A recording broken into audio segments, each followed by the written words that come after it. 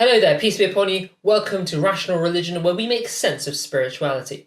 In today's episode of Believe You Me, we're going to be asking the question, why are we all so miserable? Why do we think we are all so miserable? Are we so miserable? Well, a lot of people are. I think there is a general sense of malaise in the world, especially in Western society, where people have all the amenities of modern technology. You know, even the lowest standard of life is actually still a lot higher than it has been in the past. Yeah. People have what they should have, and they're constantly getting new iPhones, and they're constantly getting new tech, and they're getting all these kind of things. And their social media, they're able to know all the different things around the world at the same time, but they're not really happier. No, I mean... In fact, it feels like there's a void which people are trying to fill with all these different things. I mean, I work in a hospital, and I remember on Friday, a few days ago, I came across all these patients in the afternoon in the hospital who I was working with, and I was seeing them.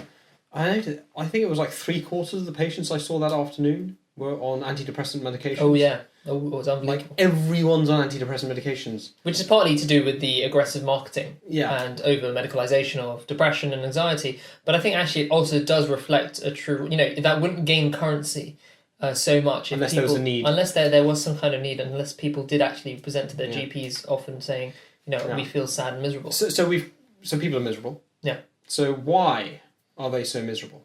And how can we be happy? So, I mean, I would argue that happiness is actually a sense of fulfillment. Why are you happy when you pass an exam? Or why are you happy when you reach your destination somewhere after a long journey? It's because you have a goal. Right, yeah. Right? And you're fulfilling that goal. Yeah. Right? So purpose and meaning are intrinsically bound up with happiness. And you can set your own little mini goals, which is why you get those temporary happiness. Yeah, but you pass your exam and there's I've got to do another exam because now there's actually like loads of people at this level. I need to get higher. Yeah, exactly. Right? You get your latest iPhone, and then like 4 days later they release a new one. You're like, oh, what's this junk?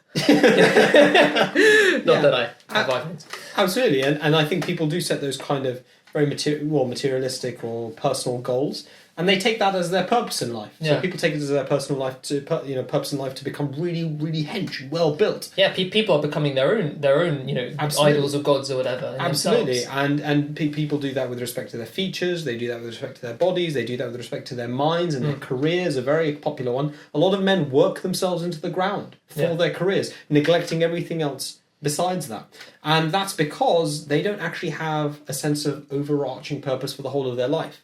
They have to seek purpose in these smaller things, which realistically, at the end of the day, if there's no life after death, if there's no grand scheme of things, if there's no purpose for which you and I were created, then it doesn't matter what you did in your career, and it doesn't matter who you married, and it doesn't matter what car you had. It doesn't actually matter anything you did, because there will come a time after your death, and this is going to scare some of you, but it's true. There will come a time after your death that it will not have mattered any choice you made. The world will not be any different because of the choices you made. Now, that might be, in 100 years for some people. It might be in 1,000 years for people who are great politicians and influence the world. It might be in 10,000 years. But at the same time, but at the end of the day... The grass will just grow over our buildings, and everything will eventually decay, and everyone that you affected and everyone that they affected will eventually have passed away. And your actions will be as if they were meaningless, if God doesn't exist, if there's no life after death.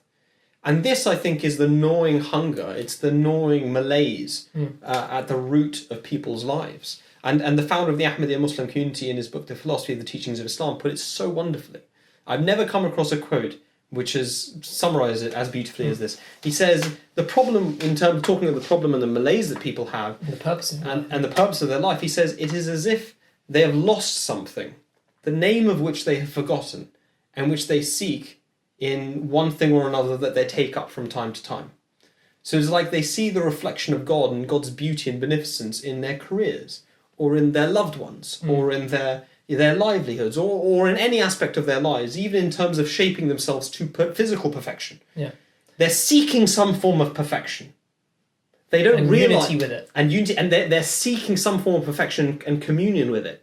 But they cannot recognise the essence of perfection, which will actually satisfy them. And nothing fulfills them, because their looks will eventually decay. You can never get the complete, perfect proportioned body. Yeah. Your loved one will eventually, even if their looks will go, you'll have different kind of Their difficulties. personalities may change. They will ultimately You realize die. that actually the image that you had of them in your mind will change, and ultimately no one's perfect, right? Yeah, exactly. You can't externalize perfection, and you realize that you're not perfect in yourself. So your quest for perfection therefore goes on, and that's what happens in the midlife crisis, right? Yeah. I mean, classically, it's middle-aged men who have a nice stable career, have a wife and kids, love, even really like their career, love their wife and kids. Definitely, we're not saying these things aren't part of your life; they're not an important part of your life.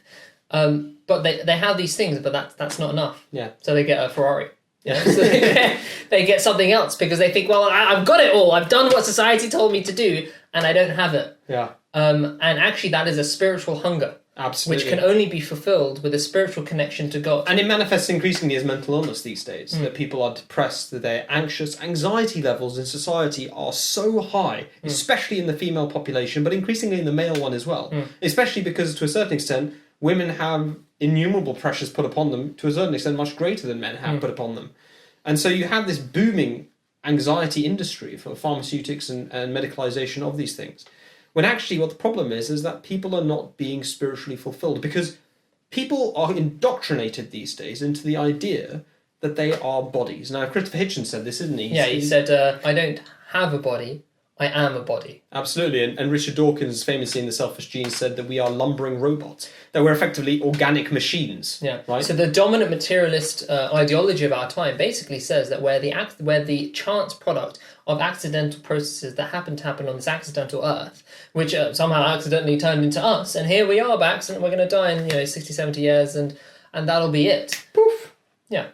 And Which is an unbelievably, it's if you actually take that seriously, especially people who are a bit more sensitive, maybe a bit more intelligent, and look deeply into these kind of things, they feel it, especially deep inside them. They feel like this creates a huge internal conflict within them, where they feel and they realize they must have some sense, they must have some purpose. They know intrinsically that there is a purpose and they're here for a reason, but everything that they're being told is saying you don't have a purpose. And more than that they don't have a soul. That they don't have a spiritual aspect to them. Yeah. And as a result, because they're told they're just bodies, they only seek physical, materialistic remedies, right? So when you tell people, actually, you need spiritual food, they think, meditation? Yeah. Like, no, meditation is a physical thing. It's still acting on your mind. It has a spiritual aspect. It trains you in spiritual rigor or of a methodology to a certain extent, but it lacks the fundamental and the key ingredient, which is communication with God. There has to be someone on the other side. There has to be somebody on the other side. Otherwise, you're just talking to yourself. No, well, otherwise you have a lot of reflection on the fact that you're alone. Basically. And that's it. But at the end of the day, when you reach out to God, and God then reaches back, and you have a spiritual connection there, which develops in other episodes, we've talked about this, into living dialogue, into communication with God, it is then that you become spiritually fed. And it is that then you realise that was your purpose. My purpose was the knowledge, love, and worship of this being. And without that, your life won't be worth living, in a sense. And that is the purpose of every created thing, ultimately, which has sentience, to actually know its creator. There can be no purpose other than that when you reflect deeply upon that because point. that's the only thing that has intrinsic worth, because that's the only thing that lasts and That truly exists. That is your origin, and people try and seek their origin in their ancestry. Yeah. That shows that there is a hunger in humanity for origin. What am I? To seek meaning in your origin, right? And people do this with nature. They become attached and loving towards nature, and they develop a strong... Because that's the closest they can get to God, Yeah. is God's work. But they don't recognize it as being from God. And they don't like the word God because it's associated with organised religion, and organised religion has done so much bad, right? So they don't want the word God, right? And we have a friend of ours who converted to Ahmadiyya Islam, who often, he would say to his brother when they would have talks about spirituality, he would say, don't use the word God. It's too loaded. Use the absolute, use the beautiful, use other terms. But Allah, he said, actually. Or Allah, he said. Allah, because that wasn't a loaded term. It wasn't a loaded term for him. So, that is part of the problem why people are so miserable, is that they don't consider spiritual remedies for spiritual problems because they don't believe that they actually have a soul. And they take everything as a materialist problem rather than a spiritual problem. Absolutely. And because of their distance from religion, because religion has had a bad rap, realistically, often because of religious people and because of their actions, or so-called religious people, they don't want to associate themselves with the concept of God, even though that's what they're yearning for and hungering for, though they don't know it. But I cannot think of a more depressing statement than I don't have a body, I am a body. that it's just such a disgusting statement. It is. It goes against your very core. You can have a very ardent atheist, but actually, if you really say, do you not have a soul? Are you purely just the interactions of cells which have been somehow by chance organized in certain tissues, and that's all you are? You intrinsically know that's rubbish because you've gone through your entire life noticing that your body changes, right? And yet noticing a continuity of consciousness and therefore inferring that you have a soul. Yes. But the ideology to which you've committed yourself to says that there is no such thing as spirituality, there is no such thing as a soul. So you know it's false, but you can't say it's false and you can't act on the idea. And the natural consequences of such a belief are that we don't actually have free will because we're deterministic particles. And we've discussed that in another episode anyway. Yeah. So please do check that out. So, I mean, I think that is the key problem why everybody's so miserable. And I want to give the beginning of a remedy. And I'm going to put it in the description below. It is the 7 verses which open the Quran. It is the opening chapter of the Quran. And I would say to you, just read that every night. And this is obviously the English translation. Just read that every night and see what your spirituality does. Try and become a better person. And you know what? Ask God whether he exists. Yeah, and see what he says. Give some charity on a daily basis and read that prayer on a daily basis. We've done this with our own friends, and they've gone from being atheists or deep agnostics to within a month saying, "I know God exists. What next? Basically. I have a soul. What next?" Yeah. So that's the challenge. That's the Rational Religion challenge for today, and we'll leave you with that thought, I think. Thank you very much for watching that latest episode of Rational Religion. What we'd like from you is questions and comments. We want to answer your questions directly, so we're going to do a separate episode on a compilation of different questions. So please let us know your thoughts. Peace be on you. Bye.